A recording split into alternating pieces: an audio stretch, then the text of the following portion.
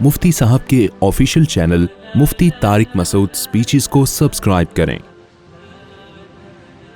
اسلام کے نزدیک اللیگل سے اوپر ایک لفظ ہے جو زیادہ بھاری بھرکم لفظ ہے۔ اللیگل ہلکا لفظ ہے۔ دیکھو مثال سے بات سمجھاتا ہوں۔ آپ نے کہیں چوری کی، اللہ بچائے، چوری کی آپ نے، اب اس چوری کے، یہ چوری لیگل ہے اللیگل ہے؟ بولو اللیگل۔ تو اللیگل ہونے کی بیس پہ آپ کو سزا ملے گی کہ جس کے پیسے آپ نے چرائے ہیں آپ یا تو وہ پیسے واپس کریں، یا کسی ملک کا لا ہو سکتا ہے کہ ڈبل پیسے واپس کریں اور ایک آدھ دن کی جیل ہوگی جو بھی ہوگا، یا وہ اگر معاف کر دے تو معاف بھی ہو جائے گا۔ ایسا ہی ہے نا؟ لیکن اسلام کیا حکم یہ ہے کہ چور کا ہاتھ کاٹ دو۔ آپ نے 10,000 روپے چرائے، اسلام کیا کہہ رہا ہے؟ چور حکومت کو کہہ رہا ہے آپ نہ کاٹنا شروع کر دیں، تو چور کا کیا ہاتھ کاٹ دو۔ سوال یہ پیدا ہوتا ہے کہ جرم اس نے یہ کیا کہ 10,000 روپے چرائے ہیں اور ہاتھ کاٹا جا رہا ہے 10 کروڑ کا، بلکہ وہ بھی کم ہے۔ کیا خیال ہے؟ تو کسی اللیگل کام پہ 10 کروڑ یا 10 ارب کا آپ کا ذاتی پارٹ جو قدرت نے آپ کو گفٹ دیا ہو، دنیا کا کوئی قانون یہ کہتا ہے کہ اللیگل کام پہ آپ کسی کا ہاتھ کاٹ ڈالیں؟ کوئی لا اجازت دے گا اس کی؟ لیکن قرآن کہہ رہا ہے، اس کا مطلب قرآن چوری کو صرف اللیگل نہیں کہہ رہا، حرام کہہ رہا ہے کہ چوری کیا ہے؟ ایک حرام عمل ہے، اور حرام عمل کی سزا میں جو پنشمنٹ ہے اس کا ہاتھ کاٹا جائے گا۔ اس سے پتہ چلتا ہے کہ اللیگل ہلکی چیز ہے، اور اسلام جب کسی چیز کو حرام کہتا ہے تو وہ اللیگل سے بہت اوپر کی چیز ہے۔ میرے خیال ہے میں سمجھا نہیں پا رہا بات۔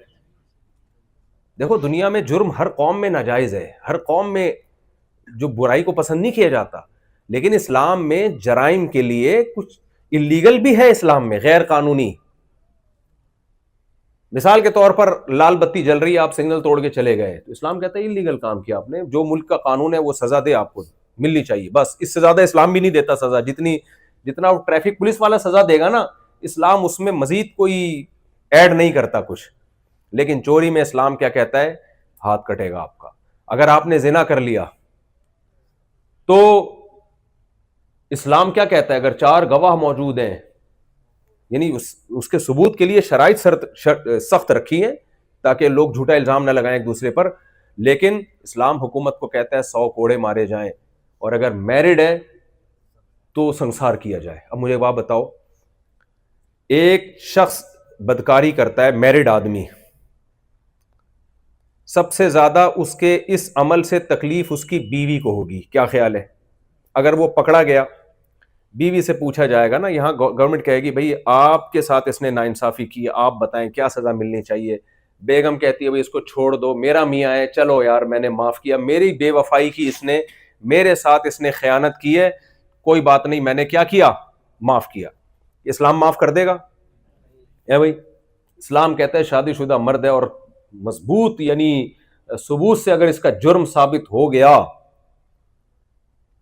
تو گورنمنٹ پر لازم ہے کہ اس کو رجم کرے، وہ کما رہا ہے تو 100 کوڑے مارے۔ سوال پیدا ہوتا ہے، خیانت تو بیگم کے ساتھ کی ہے اور وہ معاف کر رہی ہے، اس کو تکلیف ہو نہیں رہی ہے، اس نے دل بڑا کر دیا کہ چلو یار میں نے معاف کیا اس کو، تو پھر اسلام اس کو سزا کیوں دے رہا ہے؟ بھائی وجہ اس کی یہ ہے کہ بدکاری کرنا، زنا کرنا، یہ بیوی کے ساتھ ناانصافی، بیوی کے ساتھ بے وفائی، یہ ایک پہلو ہے۔ دوسرا پہلو کیا ہے کہ یہ حرام عمل ہے، اور حرام کی ڈیفینیشن کیا ہے؟ گاڈ کی، خدا کی نافرمانی کرنا، خدا کے قانون کو توڑنا، تو اللہ کی طرف سے پنشمنٹ الگ ہوگی اس کے لیے۔ سمجھ میں آ رہی ہے بات کہ نہیں آ رہی ہے؟ تو بھائی آپ پہلے فیصلہ کر لیں آپ مسلم ہیں یا نہیں ہیں۔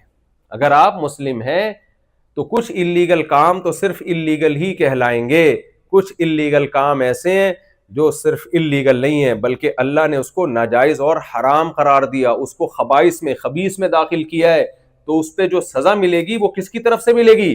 وہ اللہ کی طرف سے ملے گی۔ اور آسان مثال دے کے بس میں آگے چلتا ہوں۔ دیکھو قوم سمود جو تھی، وہ لوگ ناپ تول میں کمی کیا کرتے تھے، آپ نے پڑھا ہوگا قرآن مجید میں، اللہ تعالیٰ نے قوم سمود کی طرف وَإِلَىٰ ثَمُودَ أَخَاهُمْ صَالِحًا صالح علیہ السلام کو بھیجا. صالح علیہ السلام میں جا کے ان کو سمجھایا. پہلی بات تو یہ کہ قوم سمود میں ناپ تول کی کمی میں صالح علیہ السلام کو بھیجنے کی کیا ضرورت تھی بھائی؟ ناپ تول کی کمی سے کیا ہو رہا تھا؟ کرپشن ہو رہی تھی. کرپشن کی وجہ سے بہت سارے لوگوں کو ٹھگا جا رہا تھا, یہی ہو رہا تھا نا. تو وہ لوگ خود یہ فیصلہ کرتے یار سارے ہی قوم میں جب ٹھگ ہو گئے تو قانون مضبوط بنائے ہم تاکہ یہ ٹھگنا ختم ہو, کوئی لا مضبوط ہو. وہاں کی گورنمنٹ کو چاہیے تھا نا یہ کرتی. اور اگر نہیں کرتے تو ہم اگر وہاں جاتے ہم کہتے یار جب سبھی ایک دوسرے کو ٹوپیاں کرا رہے ہیں تو کرانے دو. جب یہ اس پہ خوش ہیں, سبھی ایک دوسرے کو ٹھگ رہے ہیں, سبھی ایک دوسرے کو کراچی کی اصطلاح میں کہتے ہیں چونا لگا رہے ہیں, ٹوپیاں کرا رہے ہیں, تو کرنے دو. کیا خیال ہے آپ؟ ان کا اپنا نقصان ہے. لیکن قرآن کیا کہتا ہے کہ ہم نے ان کو کرپشن سے روکنے کے لیے صالح علیہ السلام کو بھیجا جو میسنجر آف گاڈ تھے, خدا کا پیغام لے کر اس قوم کے پاس گئے ہیں کہ تم ناپ تول میں کمی کرتے ہو, جب حق لینے کی باری آتی ہے تو حق پورا لیتے ہو, جب حق دینے کی باری آتی ہو تو اس میں ڈنڈی مارتے ہو. قوم باز نہیں آئی, اللہ نے پوری قوم کو تباہ و برباد کر دیا. مجھے ایک بات بتاؤ, ناپ تول میں کمی کرنا صرف اللیگل کام ہوتا تو اس پہ پوری قوم کا تباہ کرنا بنتا نہیں ہے, کیونکہ اس میں تو وہ لوگ بھی تباہ ہو رہے ہیں جن کو یہ ٹھگا کرتے تھے. بھائی اللیگل کام کی سزا تو تھوڑی ملتی ہے اور اس کو ملتی ہے جس نے وہ کام کیا ہو. اور کیا کام کیا تھا؟ جس کو ٹھگا تھا تو ان کی جیب سے اس کو پیسے دیے جاتے ہیں نا. اللہ نے پوری قوم کو تباہ و برباد کر دیا. کیوں تباہ و برباد کر دیا؟ کرپشن, ناپ تول میں کمی. یہ گورنمنٹ کے لا کے حساب سے اللیگل ہے, خدائی قانون میں اللیگل نہیں ہے. اللیگل سے اوپر کی چیز ہے جس کو کیا کہا جاتا ہے؟ حرام ہے. اور اس پر یہ نہیں ہوگا کہ اتنے سال کی جیل یا اتنے سال کی سزا اور اتنے جرمانہ. نا اللہ کہتے ہیں حرام کا مطلب یہ ہے کہ خدا کے بنائے ہوئے قانون کو توڑنا. تو جب خدا کے بنائے ہوئے قانون کو توڑا جائے گا تو سزا کون دے گا؟ خدا دے گا. یہاں تک بات سمجھ میں آ گئی کہ نہیں آ گئی ہے؟ ایک اور اہم بات, جب بھی ہم کوئی جرم کرتے ہیں تو جرم کی نوعیت آرڈر دینے والے کی حیثیت سے تبدیل ہوتی رہتی ہے. دیکھو, آپ کے دوست نے آپ سے کہا کہ یار میں بیٹھا ہوا ہوں, مجھے سستی ہو رہی ہے, تھکاوٹ ہو رہی ہے, مجھ سے کولر کی طرف اٹھ کے جایا نہیں جا رہا, یار جمشید تو ایک گلاس پانی پلا دے. جب سے وسیم کو میں نے بہت رگڑا ہے نا بیانات میں, وسیم سلیم, تو اب میں آ گیا ہوں جمشید کی طرف کہ سلیم اور وسیم کا پیچھا چھوڑ. جمشید بھی اچھا نام ہے, کامن نام ہے. آپ نے کہا یار جمشید ایک گلاس مجھے پانی پلا دے. جمشید تھا ایک نمبر کا, ہے نہیں یعنی یہاں کوئی جمشید صاحب بیٹھے ہو تو ان کے علاوہ کی بات کر رہا ہوں. جمشید ایک نمبر کا سس آدمی تھا, اس نے کہا میں نہیں پلا رہا. آپ کو غصہ آئے گا نا, کیا سزا دو گے آپ؟ تھوڑا سا ڈانٹ ٹپٹ کر دو گے, یار تیرے سے تو ایک گلاس پانی نہیں پلایا جاتا. ایک خاتون نے بچے کو بھیجا, ہمارے یہاں ایسے واقعات بہت ہوتے ہیں, کہ بیٹا جاؤ ان سے چینی لے کر آؤ, تھوڑی سی چائے بنانی ہے. پڑوسن کے یہاں گئی, اس نے کہا ہمارے یہاں نہیں ہے. چل بیٹا جا سامنے سے جا کے لے آ. وہاں گئی, وہاں بھی نہیں ہے. چمونی آپا کے جا, چمونی آپا کے گئی, وہاں بھی نہیں ہے. فلانی آپا کے جا. پہلے تو یہ نام بہت ہوتے تھے ایک خاندان میں ہی, بڑی آپا, چھوٹی آپا, درمیانی آپا, اس طرح کے بہت نام. تو بچے ہی پیدا ہونا بند ہو گئے تو سارے آپا واپا اور سارا سیٹ اپ ہی ختم. ایک آدھ بچہ ہوتا ہے, سے کیا خاندان وجود میں آئے گا؟ بڑی پھپھو, چھوٹی پھپھو, منجلی پھپھوؤں کی 15-20 قسمیں ہوا کرتی تھیں. چاچے مامے ہوتے تھے. بھائی خاندان کو آباد کرو.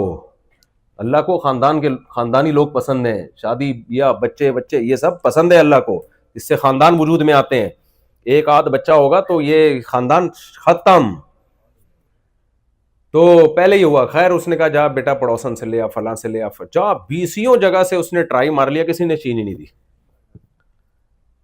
تو بچے نے آ کے امی سے کہا کوئی بھی چینی دے رہا. امی نے کہا کمبخت, سارے ایک نمبر کے بغیرت کنجوس, چل جا اپنی چینی کا ڈبہ نکال کے لا.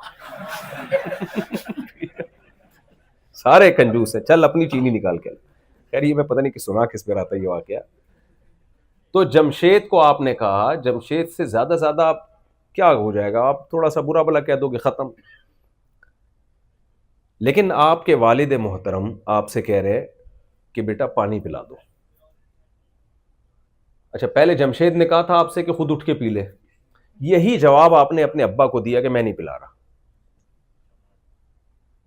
پاکستان میں تو چماٹ پڑے گا نا, یہاں کا مجھے نہیں پتا کیا سیٹ اپ چل رہا ہے. ویسے کچھ لوگ اپنے بچوں کو کینیڈا سے پاکستان لے کے جاتے ہیں صرف چماٹے مارنے کے لیے. کہتے ہیں بہت دنوں سے چماٹے نہیں مارے, ایک عجیب سی فیلنگ ہو رہی ہے, پتہ ہی نہیں چل رہا گھر میں بچہ کون ہے باپ کون ہے. تو یہ شو کرانے کے لیے نا کہتے ہیں یار چل ادھر چل. اس لیے بچے ذرا سوچ سمجھ کے جایا کریں اپنے ابا کے ساتھ کس سلسلے میں لے کے جا رہے ہیں وہاں. تو جرم تو ایک ہی ہے, پانی نہ پلانا, لیکن آرڈر دینے والے کی حیثیت سے جرم کی کا وزن چینج ہو گیا کہ نہیں ہو گیا. باس آپ کو کوئی آرڈر دے رہا ہے آفس میں, کسی کام کا کہہ رہا ہے آپ کو, ایک آپ کا دوست آرڈر دے رہا ہے, ایک چھوٹا بھائی آرڈر دے رہا ہے, بھائی آرڈر دینے والے کی حیثیت سے جرم کی نوعیت کیا ہو جاتی ہے, چینج ہو جاتی ہے. تو اللہ قرآن میں کیا کہتا ہے, ان کل الا کذب الرسول فحق عقاب کلن اخذنا بذنبی, جتنی بستیوں کو ہم نے ہلاک کیا ہے ان کے گناہ کی وجہ سے ہلاک کیا. ہم نے انہیں کسی بات کا آرڈر دیا اور انہوں نے اس آرڈر کو ہلکا سمجھا, انہوں نے اس آرڈر کو دیکھا, یہ نہیں دیکھا کہ آرڈر دینے والا کون ہے. تبھی تو یہ ایتھیسٹ لوگ اشکال کرتے ہیں یہ کیا بات ہے یار, ایک نماز پہ جہنم, اور ماں باپ کی اطاعت جو نہیں کرتا وہ جہنم میں جائے گا, اور سود کھانے والا جہنم میں جائے گا, اور اس پر اتنی لعنت اور اس عمل پہ اتنی لعنت. وہ اس جرم کو دیکھ رہے ہوتے ہیں, یہ نہیں دیکھ رہے ہوتے کہ بھائی آرڈر دینے والا کون ہے, اللہ ہے. تو اللہ کہتے ہیں میرے احسانات, پھر آرڈر دینے والے کے احسانات, اس کی شخصیت, اس سے بھی فرق پڑتا ہے. ایک آدمی نے ساری زندگی آپ کو کھلایا پلایا, آپ کو امریکہ میں لے کر آیا وہ اپنے خرچے پہ, یہاں اسائلم استغفر اللہ یہاں پر جو بھی تھا اس نے وہ حساب کتاب کروایا, اور آپ اس کی وجہ سے اسٹیبل ہو گئے. اب وہ آپ کو ایک چائے بنانے کا کہہ رہا ہے, آپ جب اپنے پاؤں پہ کھڑے ہوئے تو آپ کہو کیڑی چائے, ٹھیک ہے نا. وہ ایک آدمی پانی دریا میں ڈوب رہا تھا, کنجوس آدمی تھا, زندگی میں کبھی اس نے صدقہ خیرات نہیں کیے تھے, ڈوب رہا ہے, بچنے کی کوشش کر رہا ہے, بچ نہیں پا رہا. تو کسی نے کہا منت مان لے کہ اگر میں بچ گیا تو اللہ کے نام پہ 2 دیگیں غریبوں کو کھلاؤں گا. وہ منت بھی نہیں مان رہا, کنجوس آدمی تھا نا. تو جب اس کو یقین ہو گیا کہ اب تو میری موت یقینی ہے, تو اس نے منت مانی, اے اللہ اگر تو نے مجھے پانی سے نکال دیا تو تیرے نام پہ 2 دیگیں غریبوں کو کھلاؤں گا. ایک دم ایک لہر آئی اور اٹھا کے اس کو پانی سے باہر, جیسے ہی پانی سے باہر آیا کہتے کیڑی دیگ. کیا کہتا ہے, جیسے ہی بول رہا نا کیڑی دیگ, دوسری لہر آئی واپس پانی میں, جیسے ہی اندر گیا کہہ رہے میں پوچھ رہا تھا میٹھی کے کڑوی, یعنی میٹھی کون سی, میں تو ڈیٹیل معلوم کر رہا تھا. تو ہے تو یہ لطیفہ کہ کچھ لوگ ایسے ہیں ہماری نعمتوں سے فائدہ اٹھاتے ہیں, مصیبتوں میں ہمیں پکارتے ہیں, لیکن جب ہم ان سے کوئی مصیبت دور کرتے ہیں, مرہ کألم, کیا ہے قرآن کی آیت, نہیں ہاں کألم یدعونا, ایسے ہو جاتا ہے جیسے اس نے ہمیں کبھی پکارا ہی نہ ہو.